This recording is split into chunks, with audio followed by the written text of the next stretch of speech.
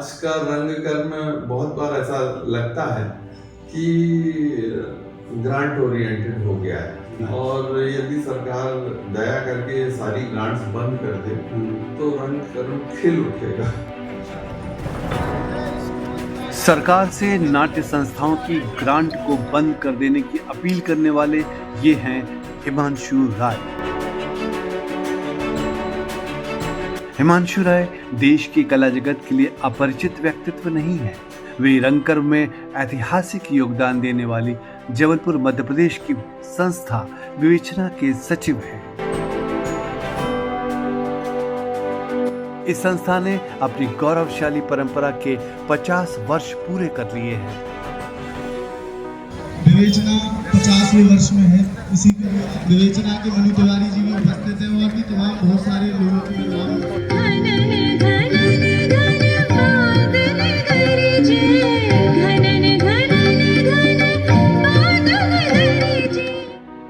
पचास सालों से ही श्री हिमांशु राय श्री बांके बिहारी व्यवहार जैसे समर्पित साथियों के साथ इस संस्था की कमान संभाल रहे हैं। जाहिर है कि उनकी बातों में आधी सदी के तजुर्बे से आया रंगकर्म का गहरा अनुभव है।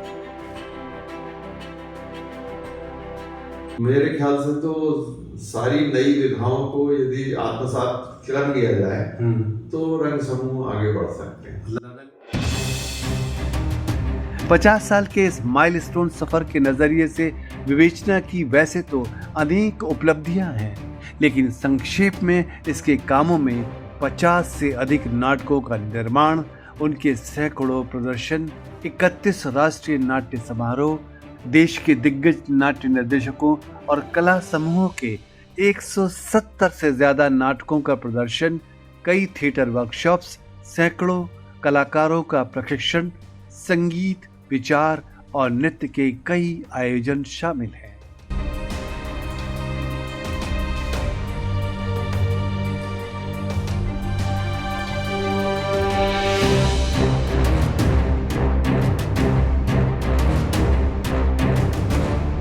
विवेचना के मनु तिवारी जी भी उपस्थित हैं और भी तमाम बहुत सारे लोगों के नाम। 3 नवंबर से 9 नवंबर 2025 तक रामपुर जबलपुर के तरंग प्रेक्षागृह में विवेचना के 50वें कला महोत्सव का आयोजन हुआ। इस महोत्सव में मुझे भी शामिल होने का मौका मिला और महोत्सव के बाद हुई हिमांशु राय से विशेष बातचीत।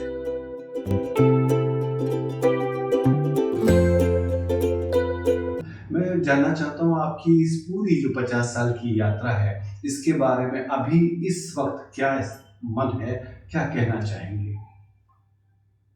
शकील भाई, मैं अपने आप को काफी सौभाग्यशाली मानता हूँ जी कि पिछले 50 सालों में मैं लगातार नाटकों की दुनिया से जुड़ा रहा, कला की दुनिया से जुड़ा रहा जी और बहुत सारे लोगों का इससे मैं भला कर सका, कहना चाहिए। जी देखिए, कोई ना कोई प्लेटफॉर्म उपलब्ध कराना पड़ता है यदि कोई अपनी कला का प्रदर्शन करना चाहे, कला सीखना चाहे। तो हम लोगों ने जब विवेचना बनाई और विवेचना में काम शुरू किया तो उसका परिणाम ये हुआ कि उसमें बहुत सारे लोग आए जी बहुत सारे लोगों ने अभिनय किया, बहुत सारे लोगों ने निर्देशन किया। सीखते सीखते वो काफ़ी आगे बढ़े। हमने उनको किताबें दी पढ़ने के लिए।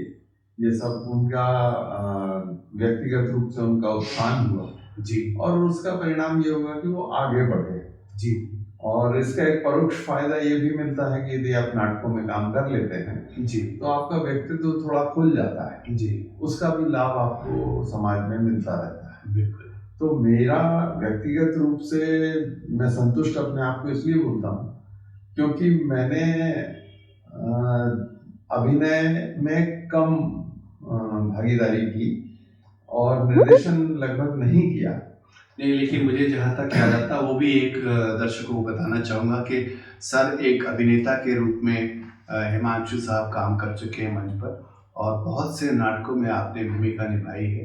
वो ये बात और है कि बाद में आपने इसका प्रबंधन संभाला और वो जो यादें हैं वो एक अलग विषय। जी तो मुझे संतोष जिस बात का है वो ये है कि जो हमारे साथी बहुत प्रतिभाशाली थे और यदि मेरे प्रयास न रहते तो हो सकता है, मेरा दावा नहीं है, लेकिन ये हो सकता है कि वो काम उतनी आसानी से नहीं कर पाते जितना मेरे सपोर्ट के कारण वो कर सकते।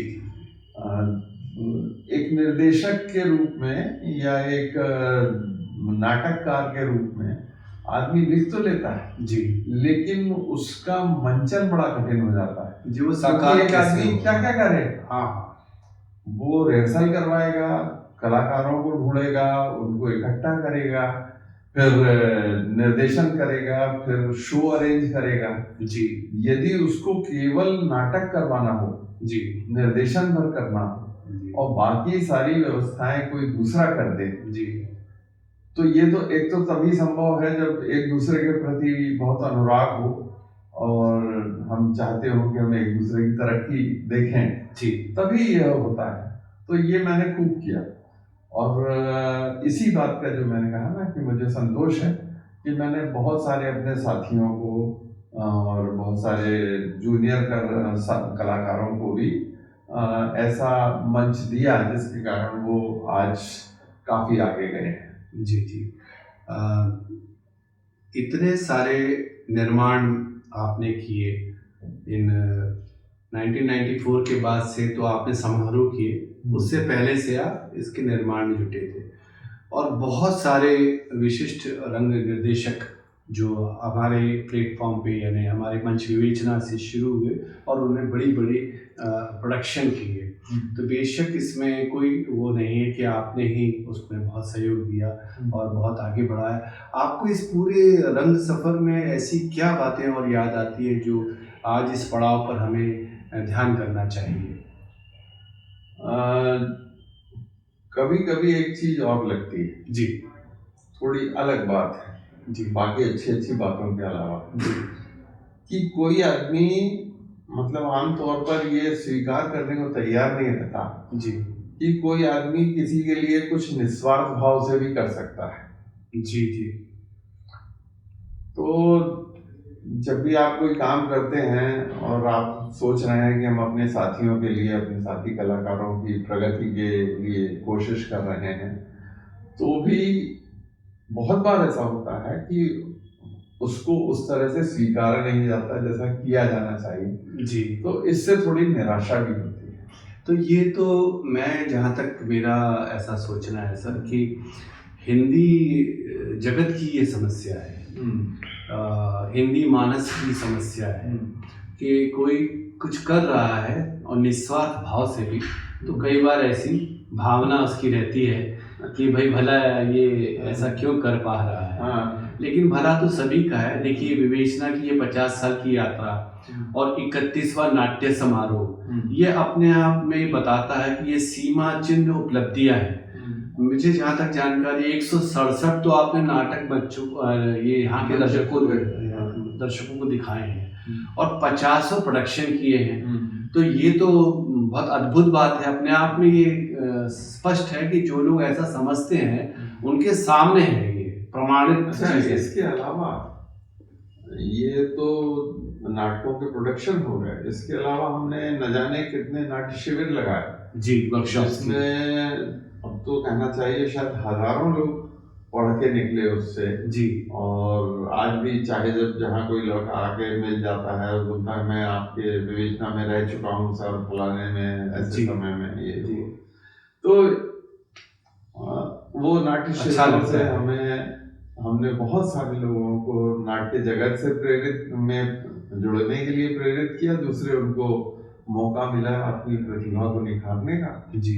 तो वो भी एक काम था। फिर हमने केवल नाटक नहीं किए जी, हमने नृत्य पर भी काम किया, शास्त्रीय नृत्य पर, लोक नृत्य पर जी, गायन पर, सुगम गायन पर, उनकी कार्यशालाओं पर, इन सब चीज़ों पर, फोटोग्राफी पर, इन सब पर भी काम किया। और हमारा एक मुख्य काम था कि ये अपना व्याख्यान होना चाहिए, संगोष्ठियाँ होना चाहिए, उसके लिए भी हमने भरपूर कोशिश की है। बढ़ाते हैं। हर साल हम नए उत्साह, नई ऊर्जा के साथ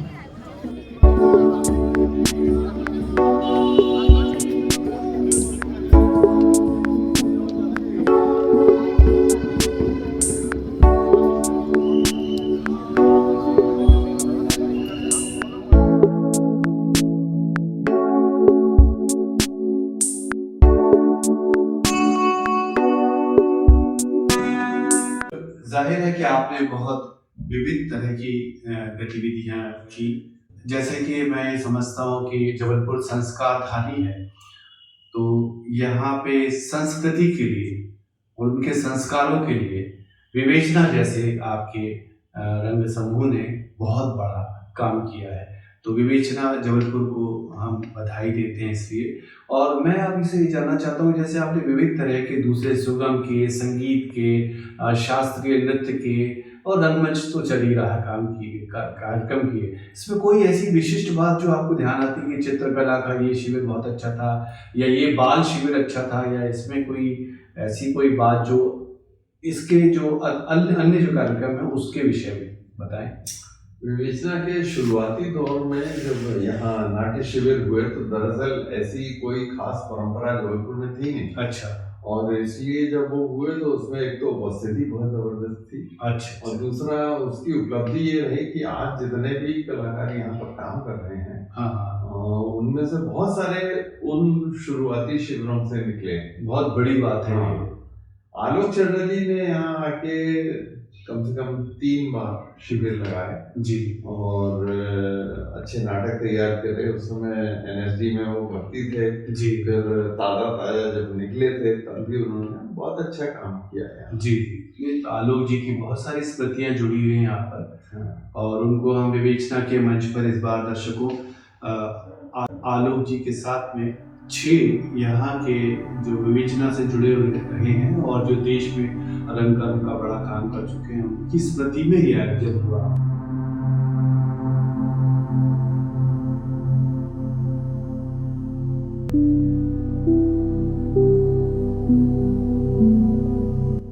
जैसे आपकी एक बहुत विशेषता ये है कि देश भर के जो रंग समूह हैं या रंग दिग्गज हैं या निर्देशक हैं या आर्टिस्ट हैं, उन सबको आपने यहाँ पे बुलाया है। तो उनमें से कई नाम हैं, अगर आप नाम लेना चाहेंगे तो बहुत खुशी होगी और हमारे दर्शकों को भी पता चलेगा कि कितने बड़े बड़े दिग्गजों के यहाँ नाटक हो चुके हैं और जनता ने, यहाँ के दर्शकों ने देखा है बहुत ही दिलचस्पी के साथ। कई लोगों ने जबलपुर शहर में यहाँ पर कई बार नाटक किए। जी, जो नाट्य समारोह में जी, जैसे नादिरा जी का बड़ा योगदान रहा। जी, उनके कारण ही ये नाट्य समारोह बहुत प्रसिद्ध हुआ। जी, जी, क्योंकि वो सन 95 में पहली बार जबलपुर आई जी, और उसके बाद बार बार आई हैं। जी, हम 7-8 बार या 12 बार, कितने बार 12 बार, बहुत बड़ा रिकॉर्ड है उनका और ये बहुत बड़ी बात है। जी, फिर अरविंद गौड़ जी, शुरुआती दौर में बहुत बार आए और उनके बड़े प्रसिद्ध नाटक हुए। जी, फिर बहुत सारी ऐसे संस्थाएं थी। दरअसल इस नाट्य समारोह की शुरुआत ही बहुत जबरदस्त थी। इस शुरुआत में पहले दिन हबीब साहब का नाटक था देख रहे हैं नैन, और हबीब साहब ने ही पहले नाट्य समारोह का उद्घाटन किया था, यानी 1994। यस। अच्छा, ओके। और दूसरा नाटक था बंसी कौल का वह जो अक्सर झापड़ खाता है और तीसरा नाटक था बाबूजी जी, जो बाबा गारंट का था। मतलब 3 दिग्गजों के नाटक थे उसमें। और चौथा और भी बड़ा दिग्गज था सतीश आलेकर। अच्छा, उनका मराठी में महानिर्माण हुआ था। वाह वाह वाह, जी, जी। और दरअसल 2 बंगला नाटक और होना थे, लेकिन कुछ ऐसी परिस्थितियां बनी कि हमें उनको कैंसिल करना पड़ा। तो शुरुआत इतनी जबरदस्त थी कि उसके बाद हमारे को कभी ये नहीं सोचना पड़ा कि हम किसी को भी बुला लेंगे। क्या बात है। और शुरू से हम लोग काफी सख्त रहे इस मामले में कि अच्छे नाटक बुलाना है, चाहे दोस्त हो चाहे दुश्मन हो। हाँ, नाटक अच्छा हो दोस्त तभी बुला जाएगा। तो ऐसा नहीं है, बहुत बार हमसे गलतियां हुई। कई ऐसे नाटक आए जो यहाँ आके नहीं चल दर्शकों पाता। के हिसाब से बहुत अच्छे कई बार कई किसी मंच पे कभी कभी कोई नाटक नहीं भी हो पाता है। नहीं हो। और कोई नाम जैसे आप नादिरा जी का आपने बताया। बलवंत ठाकुर के यहाँ प्ले हुए, जी जी जम्मू से आए। जी। और बलवंत ठाकुर साहब ने देवेंद्र भजनपुर जी के हुए, जी। कुमुद मिश्रा के, मानव पॉल के हुए, वाह जी। और उषा गांगुली के प्लेस हुए। वाह वाह जी। मतलब कोई बड़ा नाम छूटा नहीं है जिसको। और मुझे अभी याद एक और चीज आ गई कि जैसे अभी प्रीता जी से भी मुलाकात हुई, उनका आपस की बात यहाँ मंचन हुआ। दिनेश ठाकुर जी के साथ विवेचना का बड़ा गहरा नाता रहा और उन्होंने खुद बताया प्रीता जी ने कि शायद 2006 से ही वो विवेचना के साथ जुड़े रहे और दिनेश जी यहाँ पे आते रहे और अपने मंचन करते रहे। तो उनके बारे में कोई याद? दिनेश जी के साथ एक बड़ी गजब बात थी कि वो इतना बड़ा आदमी था जी, लेकिन एक तो बड़े सरल आदमी थे और बहुत यादबाश आदमी। अच्छा। बहुत दोस्ती। हाँ एक बार उनसे मिल लिए तो उनका चाहे जब फोन आ जाता था। हाँ और आधा घंटे तक बात हो रही है और तमाम दुनिया भर की कला से लेके और खासतौर पे राजनीति पर बहुत लंबी देर तक बातचीत होती थी उनसे। और बाद में काशीकर का उनसे कुछ ज्यादा ही, क्योंकि उनका भी नेचर ऐसा था, तो खूब ज्यादा मिलना जुलना रहा। और हम लोगों ने मिलकर एक अंक के साथ एक फेस्टिवल भी जबलपुर में किया। वाह। और उसमें शायद एक बातचीत भी रखी थी। हाँ संवाद का भी कोई आयोजन था। अशोक मिश्र, संगम पांडे, आनंद सिन्हा और ये सब लोग आए थे। जी जी। तो बहुत ही अद्भुत और बड़ी अविस्मरणीय यात्रा है 50 साल की।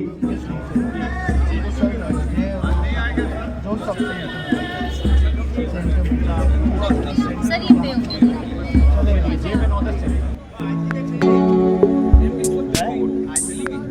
एक से लेके 4 तक है।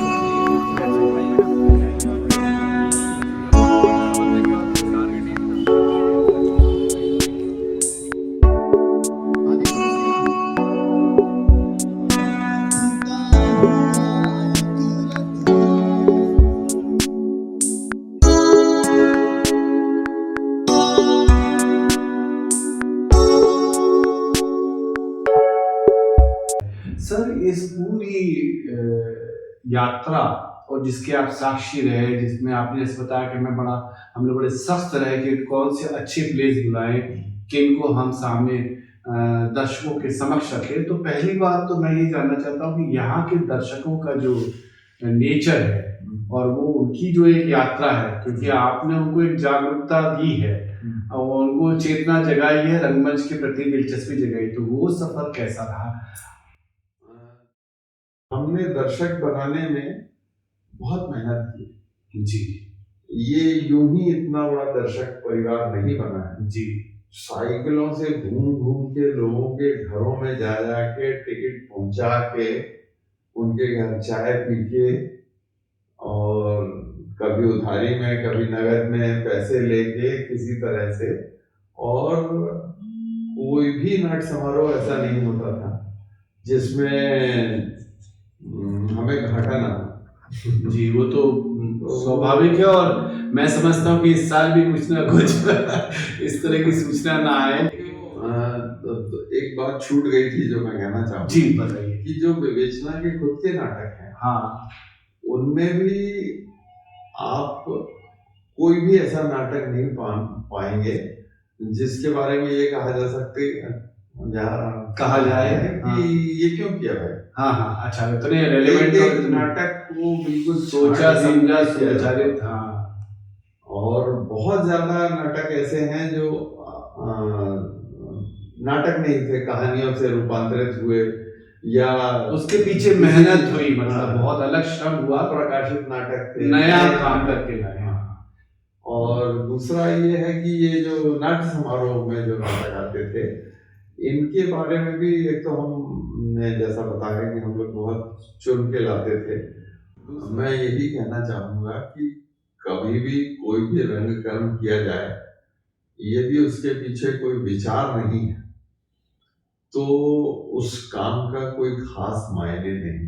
जी, यदि विचार है तो बहुत अच्छा है। जी वरना आप कुछ भी कसरत करते रहें उससे न तो रंगकर्म का भला होगा न दर्शक का भला होगा। जी जब तक आप दर्शक को कुछ अच्छा स्वादिष्ट खाने को नहीं देते जी तब तक वो दर्शक कैसे संतुष्ट होगा। जी जी तो आप विचार रूपी मिठाई उनको खिलाएं जी और उसके लिए जरूरी है कि खुद भी खाएं। जी जी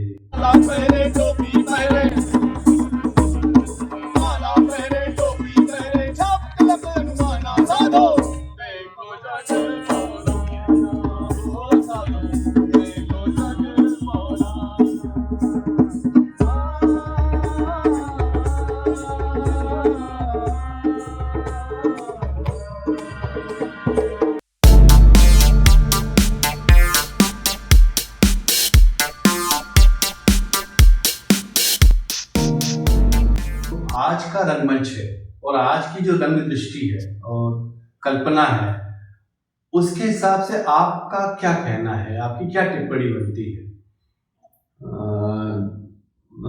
बहुत सारी सामान्य बातें हैं जी जो हर कोई देखता रहता है कि जी। आजकल रिहर्सल्स में या वो लगातार काम करना नहीं हो पा रहा है लोगों जी। का और बहुत जल्दबाजी भी है कि हमें बम्बई जाना है या हाँ बहुत सारे अब नए नए उपकरण भी आ गए हैं जी, जिसके जी। कारण भी फिल्म में जाना है, वेब सीरीज में जाना है और रंगमंच पर कम ध्यान है। कहना चाहिए कि ये तो जग की रीत है। जी जी जो नया चीज आ रहा है। आएगी उसको अपनाया जाएगा। जी बिल्कुल तो इसके लिए अब दुखी होने से कोई काम करेगा। जी जी और जहां जिससे बन पड़ा है अब बड़े बड़े ग्रुप्स भी बोलने लगे कि हमें भाई छोटी कास्ट का नाटक चाहिए। बिल्कुल, ये पहली क्योंकि बात आ गई अब है। आने लोग ही नहीं मिलते कि 25 लोगों का नाटक लोगों हो को जाए। इतनी टीम ले आना लाना उनका फिर महंगा बहुत है। बहुत महंगा कॉस्टली हो गया, एक सभागार की बहुत बड़ी समस्या है। जी तो मगर ये मैं जरूर महसूस करता हूँ कि जैसे चित्रकार है जी वो लगभग बॉर्न होता है, जन्मना होता है। हाँ और उसको आप सिखाएं चाहे नहीं सिखाएं, यदि उसमें वो बात है तो वो करने लगता है अपने आप। एक तो जन्मजात हो गया और दूसरा आप कहना चाहते हैं जज्बा और जुनून। हाँ, प्रशिक्षण उससे भी फर्क पड़ता है। जी और दूसरा ये है कि वो आदमी कितना आगे बढ़ने की सोच रहा है, ललक उसके कितनी है। अंदर क्या है। हाँ हाँ यदि अंदर कुछ है तो वो रास्ता निकाल लेगा, जैसे जमीन से बीज निकल जाता हाँ है हाँ जी जी वैसे ही वो कलाकार जो है वो अपना कर लेता है। जी तो वो चाहे एकल करे चाहे अधूरा करे चाहे कुछ करे, हाँ लेकिन वो करते रहेंगे लोग, जी इतना मुझे विश्वास है। हाँ मतलब ये है कि ये रंग समूह कितने दिन तक किस किस तरह से चलेंगे।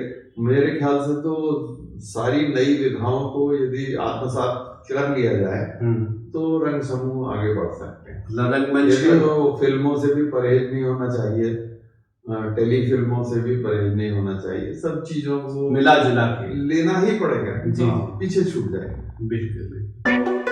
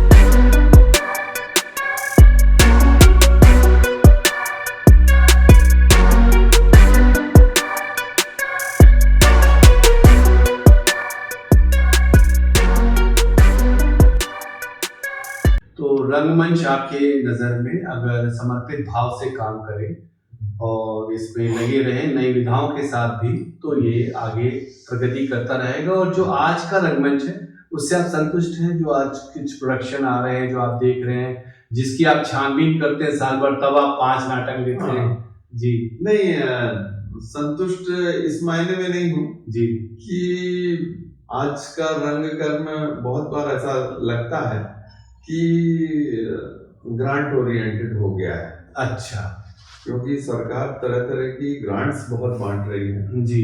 तो बहुत सारा काम। तो आपका कहने का मतलब विचार की दृष्टि से और जो काम की दृष्टि से उस पर कहीं वैसा अपना स्वतंत्र मत नहीं आ रहा है जो उनको हाँ। चाहिए, तो वो अब इसलिए काम कर रहे हैं, इसलिए प्रोडक्शन कर रहे हैं कि करना है। और तो ये वो नाम पढ़ के ही समझ में आ जाता है कि ये नाटक क्यों किया गया है। तो वो दयनीय अवस्था है जी। और यदि सरकार दया करके ये सारी ग्रांट्स बंद कर दे तो रंगकर्म खिल उठेगा।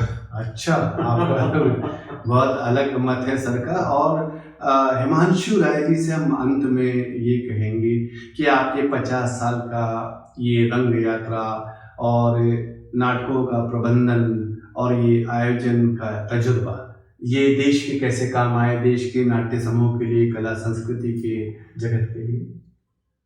ये इस तरह से है कि हम लोग आजकल थोड़ा डरते भी हैं, नहीं तो सामने वाला कहता है कि बहुत ज्ञान बांट रहे हैं लेकिन फिर भी जहाँ पे भी मौका मिलता है हम अपनी सलाहें दे देते हैं। हाँ, मतलब अपने तजुर्बा अनुभव बता देते हैं। जी जी।